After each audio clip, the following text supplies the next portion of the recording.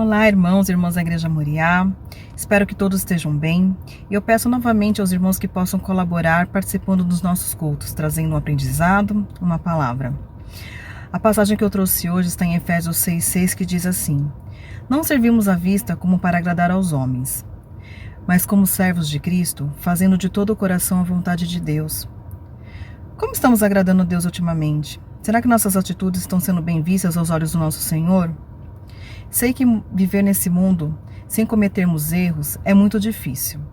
E por muitas vezes, para acertar, nós pensamos apenas em agradar ao próximo e não de fato a Deus. O problema é que quando nós pensamos em agradar ao homem, nós criamos expectativas falsas. Não somente àqueles que nós temos que agradar, mas a nós mesmos. Pois também às vezes deixamos de ser quem somos para que isso aconteça. Mas a verdade é única. Deus é o único que conhece a gente como ninguém. E Ele é a pessoa mais importante a quem temos que agradar. Que possamos voltar as nossas ações, as nossas atitudes, apenas a Ele. Porque Ele é a nossa salvação. Que Deus seja na sua vida o seu maior propósito. Que todos tenham um bom culto. Fiquem com Deus.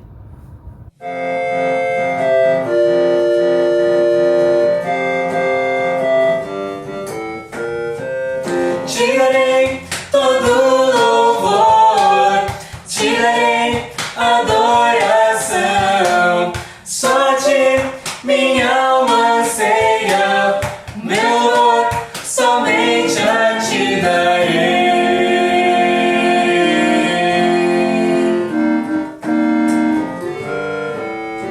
Te adorarei, Te adorarei de todo coração, de todo coração, com toda força, toda te louvarei força, te louvarei. todo dia. Buscarei ao Senhor, Buscarei ao Senhor, teus caminhos, sempre seguirei. sempre seguirei. Tirarei todo louvor, tirarei adoração. Só a ti minha alma anseia, meu louvor somente a ti darei.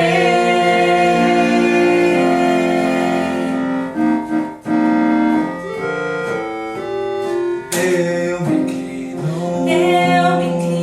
pois tu és meu rei, Pois tu és meu rei, te servindo, tudo tudo darei.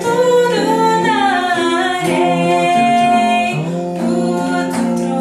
Do teu trono, Eu quero contemplar e pra sempre em ti confiar. Tirarei todo louvor, tirarei adoração. Só a ti minha alma anseia, meu louvor somente a ti darei. Tirarei todo louvor, tirarei adoração. Só a ti minha alma anseia, meu louvor somente a ti darei.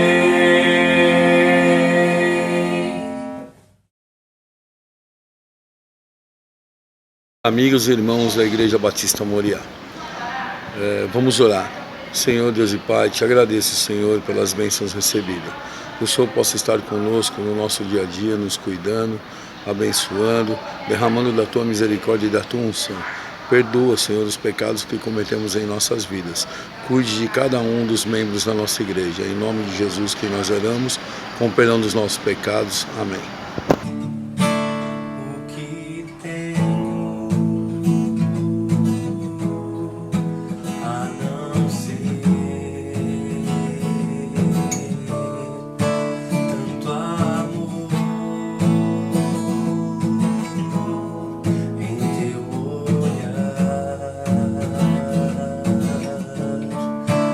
Este mundo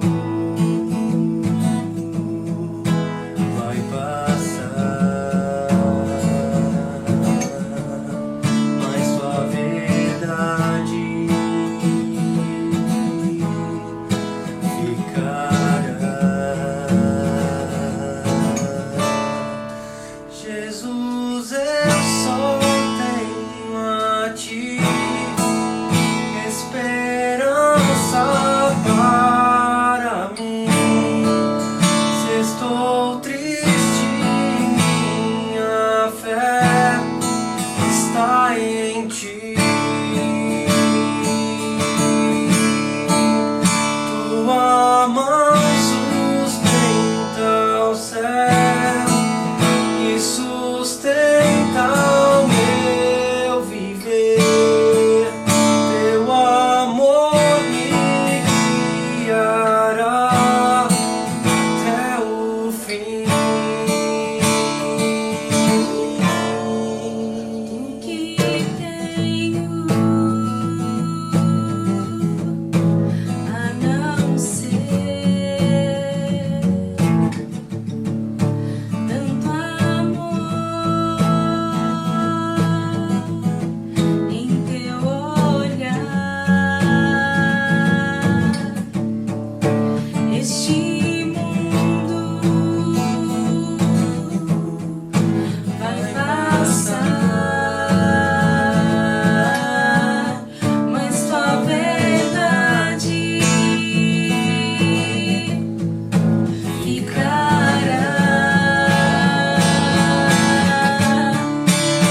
Jesus, eu só tenho a ti, esperança para mim.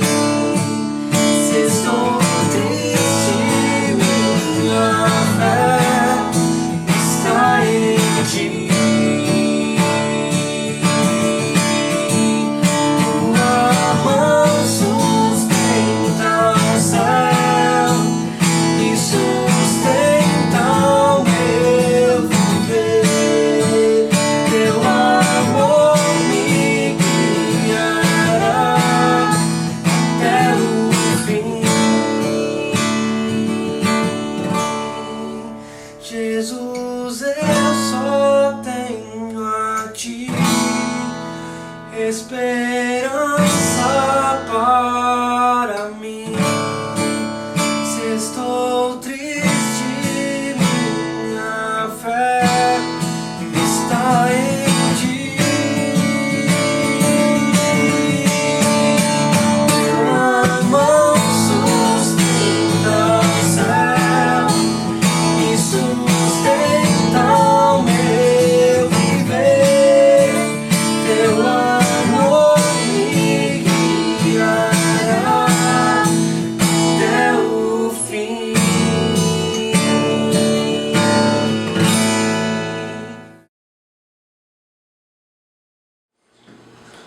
Boa noite, queridos irmãos da Igreja Evangélica Batista Moriá.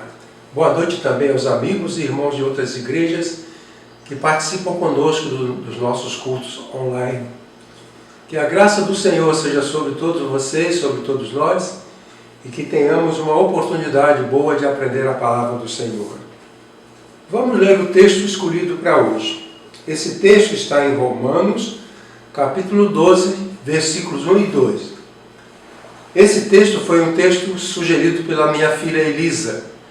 Eu vou atendê-la com alegria e transmitir para os irmãos o significado e a aplicação desta passagem. Vamos ler então. Rogo-vos, irmãos, pelas misericórdias de Deus, que apresenteis os vossos corpos por sacrifício vivo, santo e agradável a Deus, que é o vosso culto racional. E não vos conformeis com este século, mas transformai-vos pela renovação da vossa mente, para que experimenteis qual seja a boa, agradável e perfeita vontade de Deus. Qual é o tema da nossa palavra hoje? O tema é o seguinte: os apelos da misericórdia. Os apelos da misericórdia. O centro do nosso pensamento, a ideia central, é a seguinte: as misericórdias, em função das quais somos socorridos, fazem a nós apelos quanto à nossa aproximação a quem nos socorreu, quanto à nossa preservação e renovação diárias. São 3 apelos da misericórdia.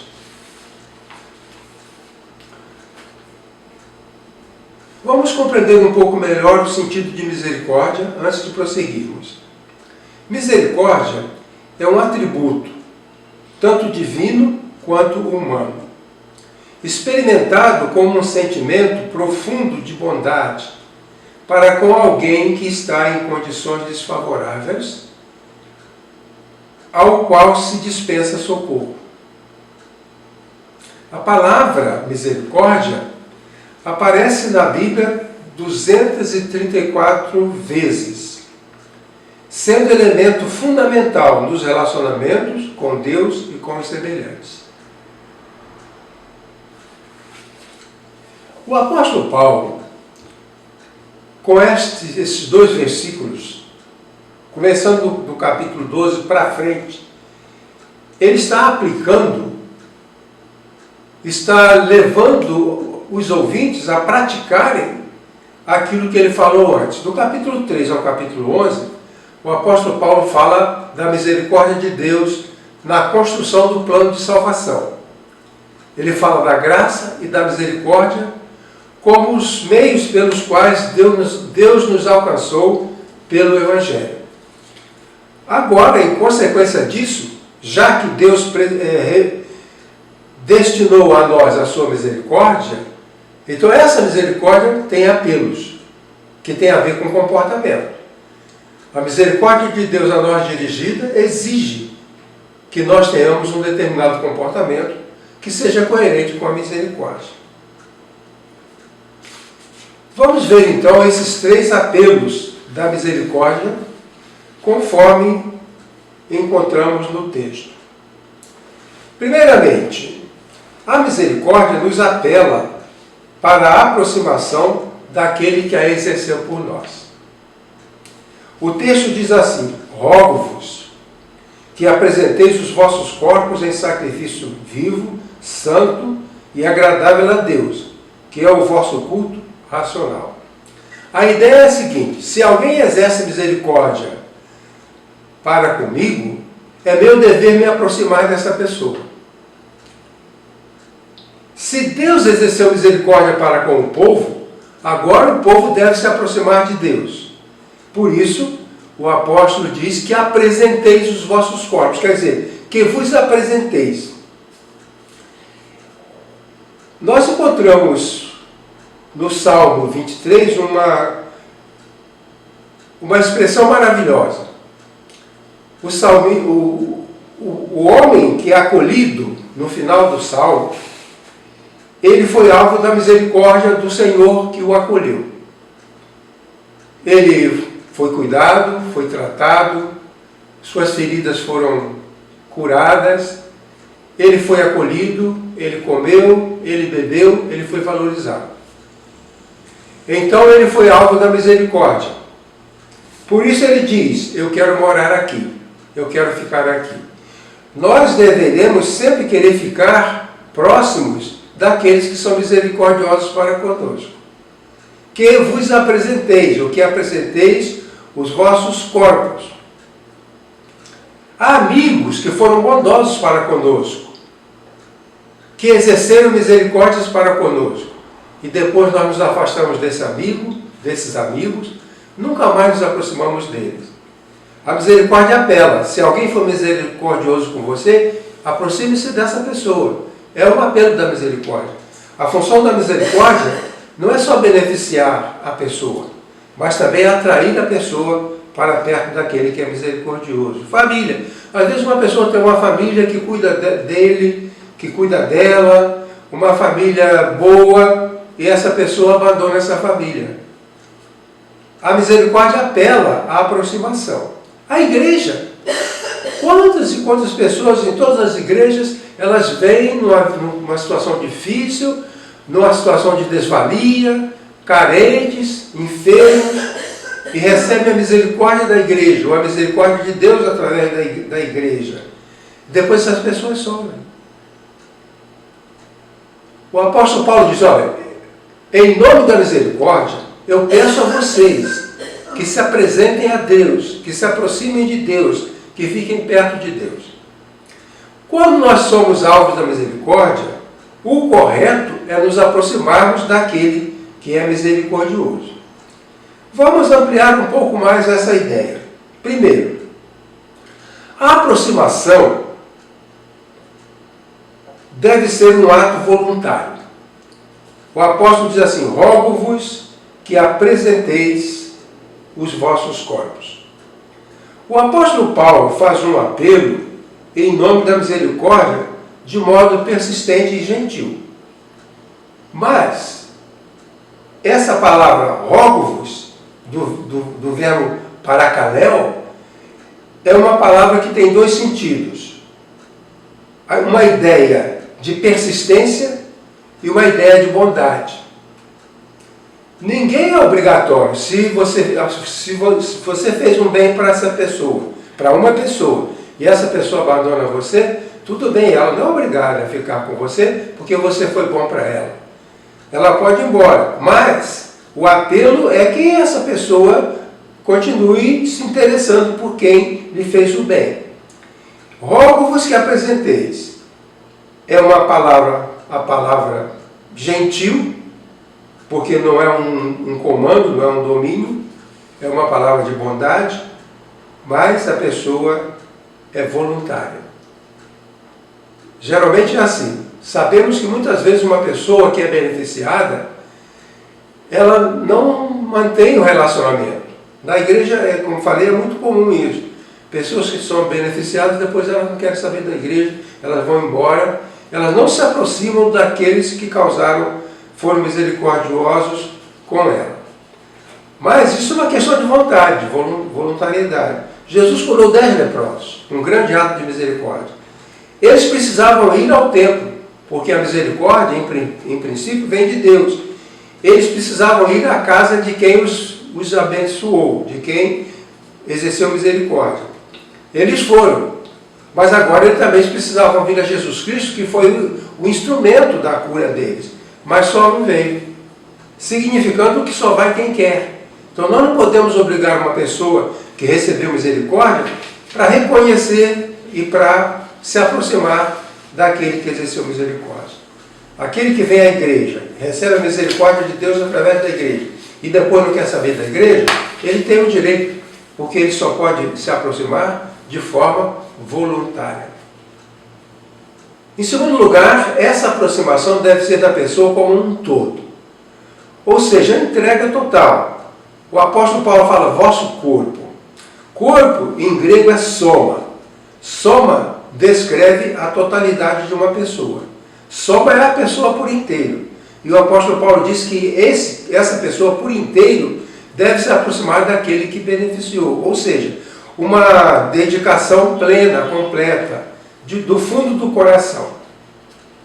Em terceiro lugar, a aproximação deve ser feita dentro de critérios que foram estabelecidos pelo próprio Deus. Apresentei os vossos corpos em sacrifício vivo, santo e agradável a Deus. Esta aproximação deve ser responsável. Vossos corpos. A ideia aqui é que os israelitas compareciam diante de Deus levando uma oferta, um ser vivo, mas que era em seguida morto. O israelita não se apresentava a Deus, ele apresentava um animal. Então, em última análise, ele não era responsável, porque não era ele que se entregava a Deus, ele entregava uma ovelha, entregava um bezerro. Esta aproximação deve implicar que nós sejamos aprimorados. O sacrifício é santo, quer dizer, o objeto do sacrifício deve ser um objeto bom, é o melhor possível. Os israelitas eram ensinados a procurar do seu rebanho o melhor animal, a melhor ovelha, o melhor cordeiro, levando esse animal para o sacrifício. Então era o melhor. Essa é a ideia de santidade. E é agradável. O judeu não apenas apresentava a oferta, mas o sacerdote queimava plantas aromáticas. junto com a oferta vinha o aroma gostoso. E esse aroma representava que agradava a Deus. O perfume é sempre agradável. E os israelitas queimavam essas substâncias para produzir um cheiro agradável, que era o sentido da aproximação. E, em terceiro lugar, a aproximação deve ser feita com a disposição para servir, vosso culto racional. Aqui nós temos que o que Paulo fala é que devemos apresentar os nossos corpos vivos. Há 3 tipos de aproximação. Os pagãos serviam a deuses mortos. Eram estátuas. E eles levavam ofertas mortas. O Deus era morto e a oferta era morta. Os judeus apresentavam a um Deus vivo, mas levavam oferta morta. Então era oferta morta a um Deus vivo. Paulo fala que no nosso caso, o nosso Deus é vivo e a nossa oferta é viva. Somos nós vivos, o nosso corpo. Essa é a ideia do culto, vosso culto. O culto é latria. Latria é um serviço prestado por vidas obedientes a Deus. É a única resposta razoável à graça de Deus. O culto. A oferta de nós mesmos para Deus. Vivo, sacrifício vivo, santo e agradável. Curioso é que a palavra caris tem 2 significados. Graça, que é bondade, e gratidão. Quer dizer, uma vem com a outra. A graça implica em gratidão. Se você for receber misericórdia, demonstre essa gratidão se aproximando daquele que foi misericordioso com você. Se alguém lhe fez um bem, demonstre a essa pessoa que você a valoriza. Se a igreja lhe fez bem, demonstre à igreja que você valoriza aquela igreja que lhe fez bem. Você cresceu ali, você aprendeu ali, você teve amigos ali, você teve oportunidades ali, você foi abençoado, a igreja cuidou de você. Então não faz sentido que você abandone.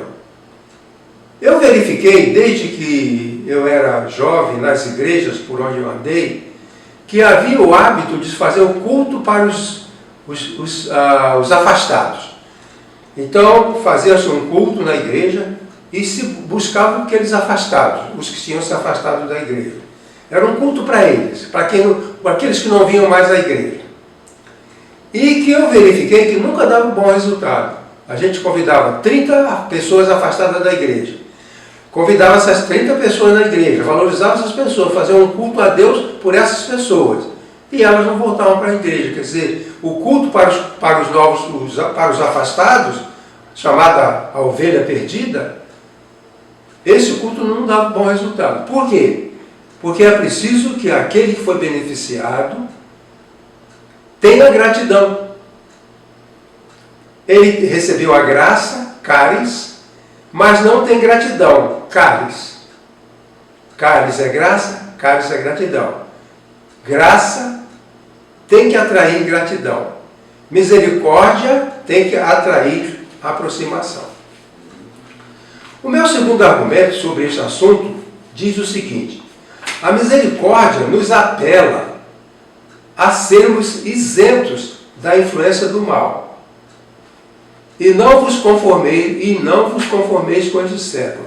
Esta é a passagem. E não vos conformeis com este século. A pessoa que é alvo de misericórdia tem a obrigação de mudar de vida. Muitas vezes, trabalhando em saúde, nós recebíamos um doente, um alcoólatra, doente de alcoolismo, muito mal. Às vezes estava em coma alcoólico. E ele era cuidado, ele era tratado. Quando o médico cuida de um doente, isso é um ato de misericórdia. Ele está usando sua inteligência, seu saber, para salvar uma vida.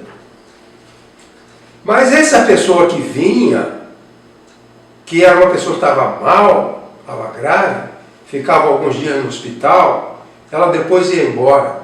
Mas ela não mudava de vida. A misericórdia exige mudança de vida, é o que o Paulo está dizendo. O capítulo 3 até o capítulo 11, ele fala da misericórdia de Deus na dádiva do Evangelho. Ele fala isso.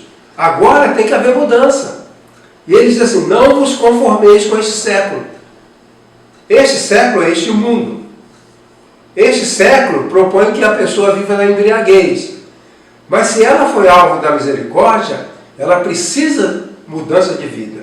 Por isso, Paulo diz, não vos conformeis com este mundo. Duas discussões a acrescentar. Primeiro, precisamos reconhecer que o mundo presente está impregnado de todo tipo de práticas malignas. Este é o significado de presente século. Sabemos que somos de Deus e que o mundo inteiro jaz no maligno. 1 João 5,19. O mundo inteiro jaz no maligno. E o convite é para que nós nos afastemos, fiquemos isentos da malignidade do mundo. Afastar-se do mal é uma boa resposta à misericórdia. Se uma pessoa está numa situação difícil e ela é socorrida, ela deve ter uma motivação para mudar de vida. O apelo, então, é de não aceitarmos os esquemas do mundo. Paulo usa que devemos nos afastar do mundo, do presente século. O presente século, ele se manifesta com a sua expressão. E Paulo diz que nós devemos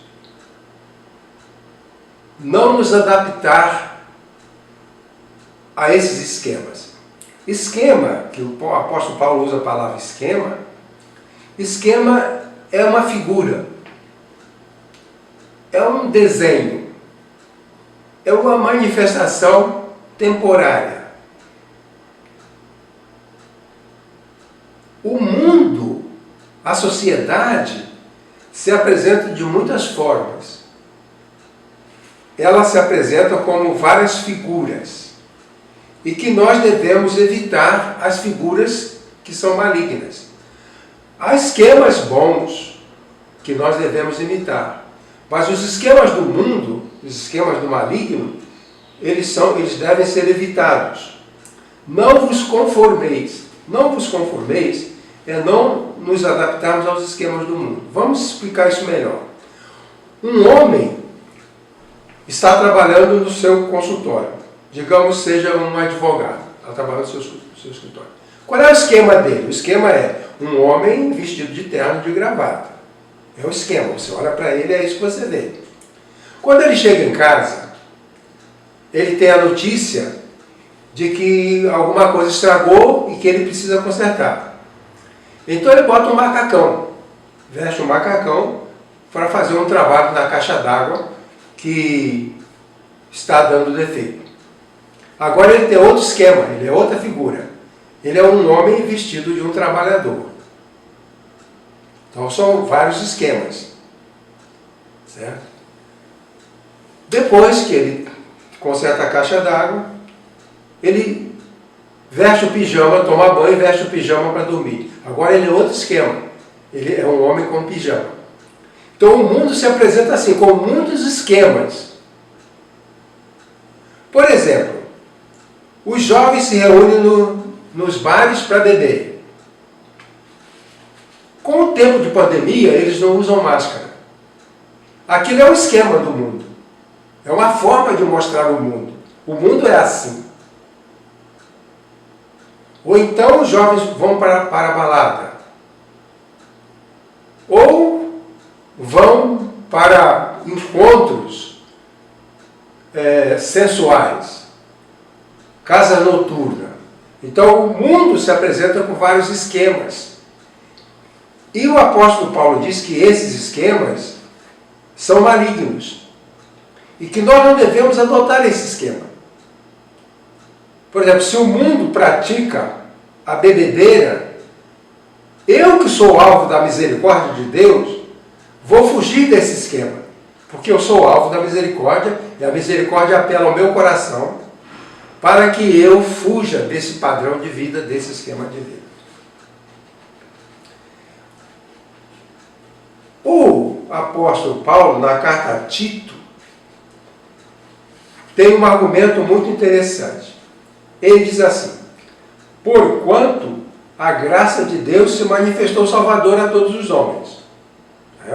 Então a graça de Deus se manifestou salvadora a todos os homens. Educando-nos. A graça que educa, a misericórdia que educa. Se eu fui alvo da misericórdia de Deus e fui beneficiado, essa misericórdia tem que me educar, eu tenho que ser educado. Educado para quê? Para que renegadas a impiedade e as paixões mundanas, vivamos no presente século, sensata, justa e piedosamente. Quer dizer, a resposta nossa à misericórdia de Deus, ou mesmo à misericórdia humana, a nossa resposta deve ser viver uma vida sensata, uma vida justa, uma vida de piedade. Todo aquele que é alvo da misericórdia deve mudar, deve procurar fugir da influência do mundo. Há um terceiro apelo da misericórdia, que é o último que eu quero mostrar. Se manifesta da seguinte maneira: a misericórdia nos apela por uma contínua transformação.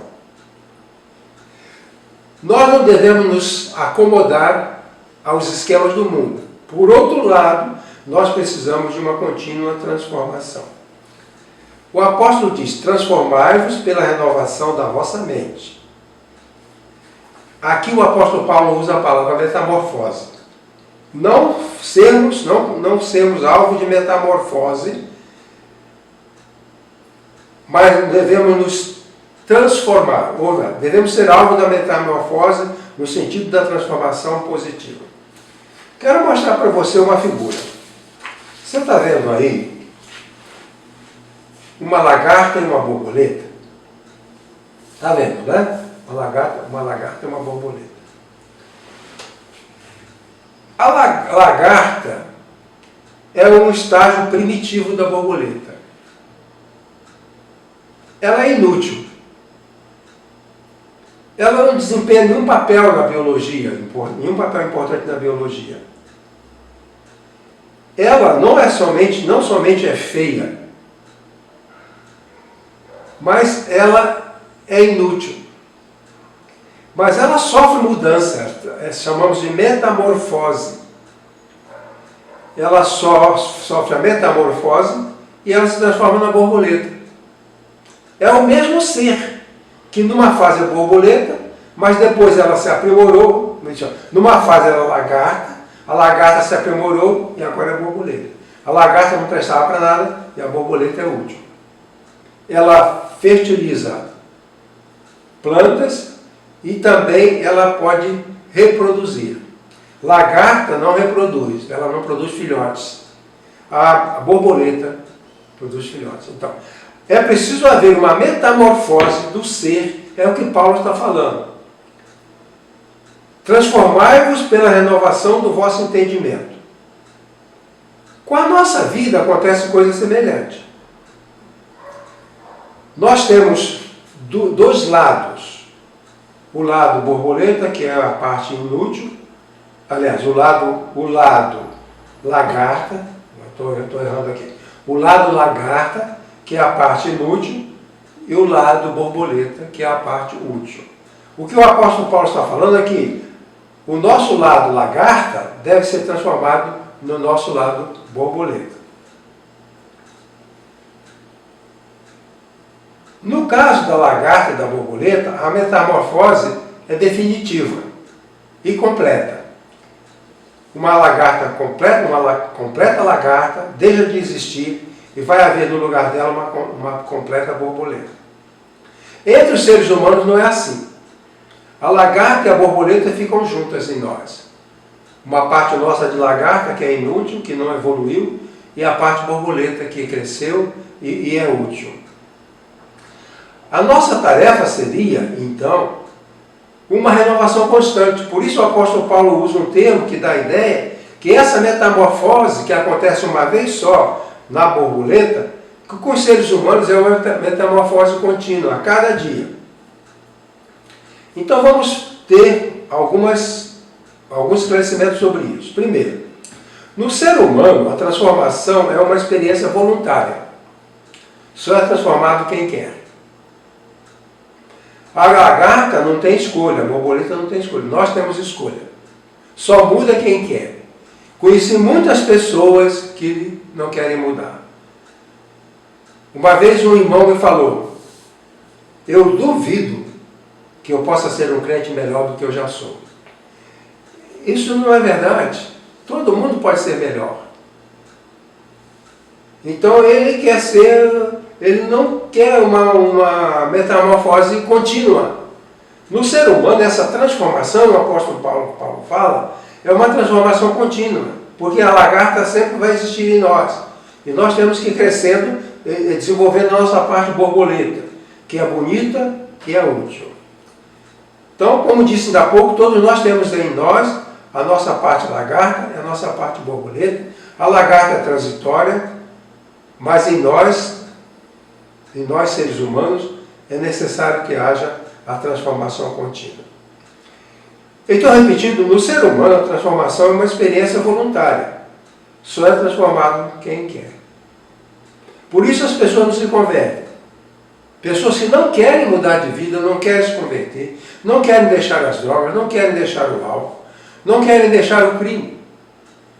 Muitos criminosos que estão presos, eles estão lá, eles não têm vontade de mudar de vida. Logo que saem, muitos, né? Muitos não, mas logo que saem, aqueles que têm licença, saem da prisão para ficar em casa no Dia das Mães. Ficar com as mães em casa no Dia das Mães.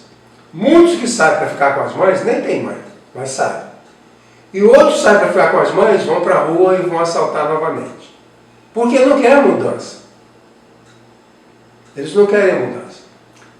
Segundo, a transformação, essa metamorfose que Paulo recomenda para nós, que a mudança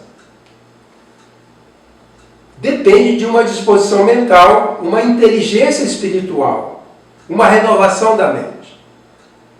Paulo fala de pessoas que têm a mente do mundo e aqueles que têm a mente de Deus dada pelo Espírito Santo.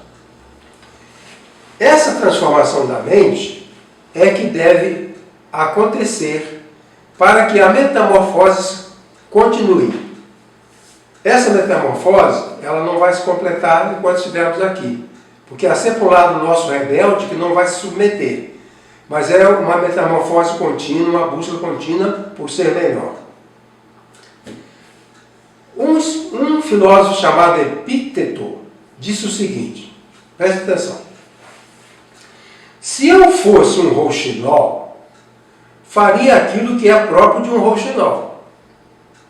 Se eu fosse um cisne, faria aquilo que é próprio de um cisne. Mas como sou um ser racional, lógicos, tenho que adorar a Deus. Se eu fosse um rouxinol, eu agia como um rouxinol. Se eu fosse um cisne, agia como um cisne. Mas eu sou um ser a quem Deus deu inteligência. Eu sou racional. Eu tenho uma mente que funciona. Então eu não tenho que fazer outra coisa, senão me aproximar de Deus e adorar a Deus. Além do mais, a transformação permite perceber a vontade de Deus como adequada para nós.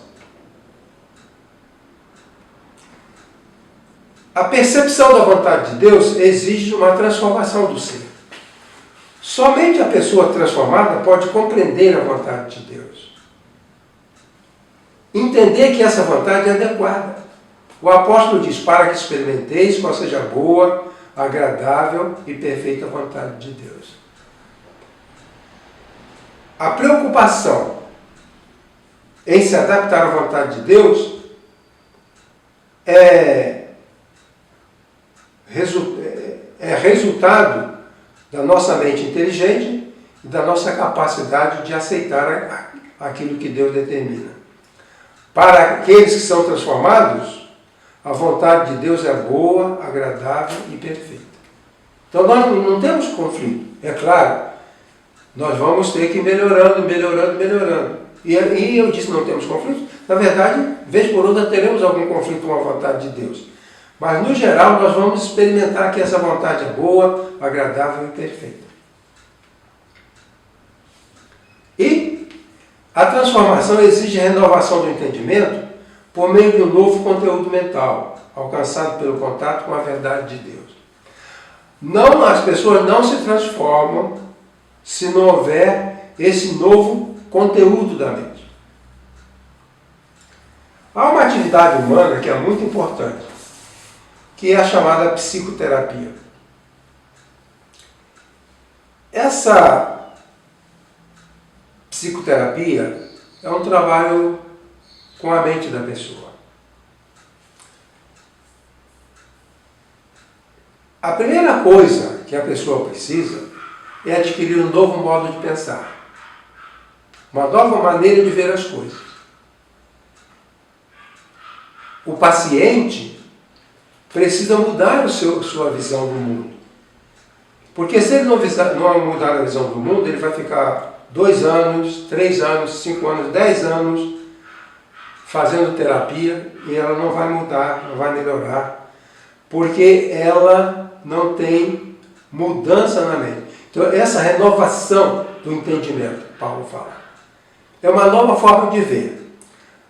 No Novo Testamento, a palavra mente tem dois significados. Frem, que é a mente biológica, a mente que adoece. Por exemplo, esquizofrênico é aquele que tem a frem dividida. Mas aqui Paulo usa a palavra nous. Nous é o entendimento das coisas. Não é a mente que faz você decorar um texto, mas é a mente que faz você perceber a verdade. Não é a mente que faz você entender um teorema matemático, mas é a mente que faz você compreender o que é certo e o que é errado. Quando a nossa mente se transforma, nós distinguimos claramente aquilo que é certo e aquilo que é errado. Dessa forma, então, nós podemos ser transformados de acordo com a vontade de Deus. Pois bem, a metamorfose, ou seja, a transformação do ser, é radical quando se converte. E depois, a cada dia, nós precisamos de metamorfose.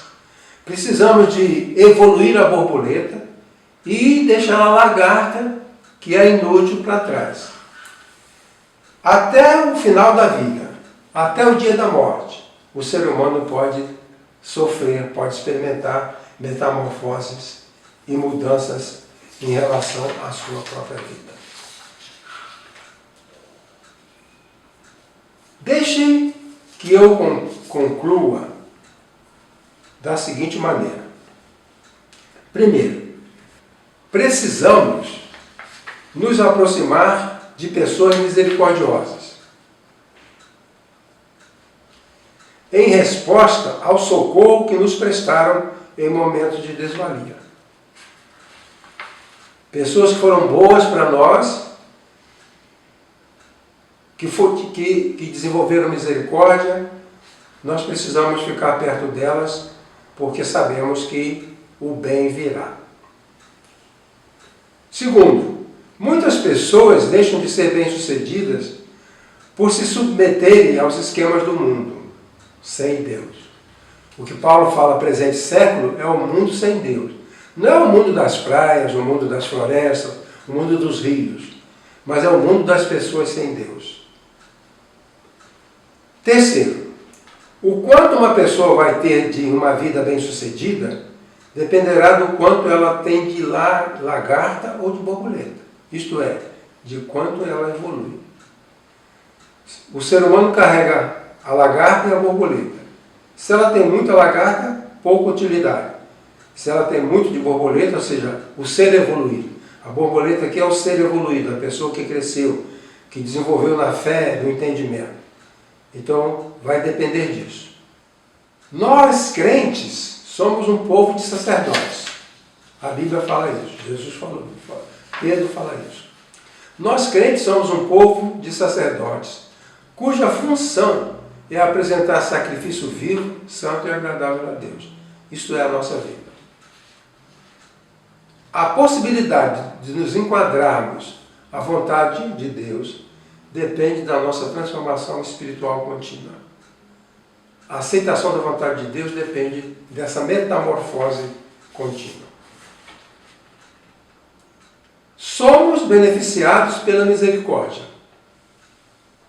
Aceitemos seus apelos com a ajuda de Deus. Deus abençoe a você, a sua família, aos seus amigos, abençoe a igreja e abençoe o nosso país. Que a graça seja sobre nós. Amém.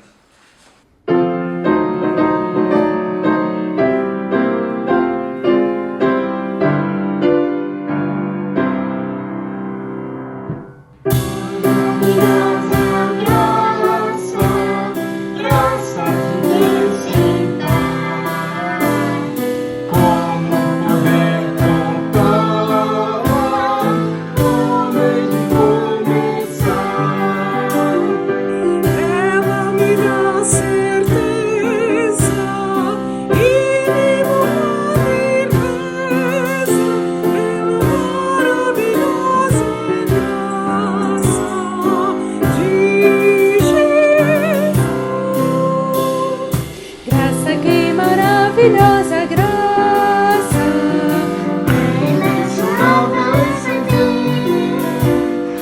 É maravilhosa, é tão grandiosa, é suficiente para mim. é maior que a minha iniquidade, é revelação do mundo Pai. O nome de Jesus engrandece e a Deus louvar. Maravilhosa graça traz vida perene. Por Cristo perdoado, tua mansão real. Hoje eu sou liberto, vivo de Deus bem perto, pela maravilhosa graça de Jesus. Graça, que maravilhosa graça, é imensurável e sem fim. É maravilhosa, é tão grandiosa, é suficiente para mim. É maior que a minha iniquidade,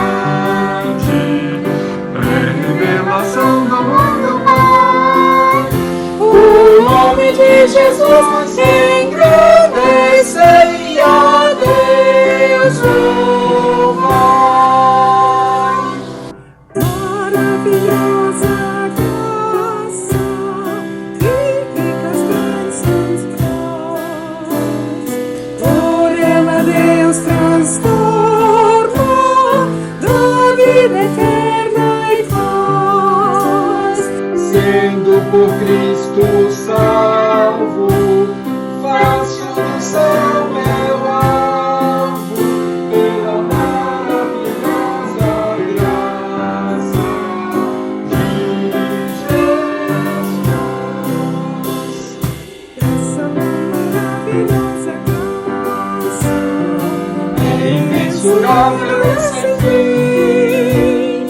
é Maravilhosa, é tão grandiosa, é suficiente para mim.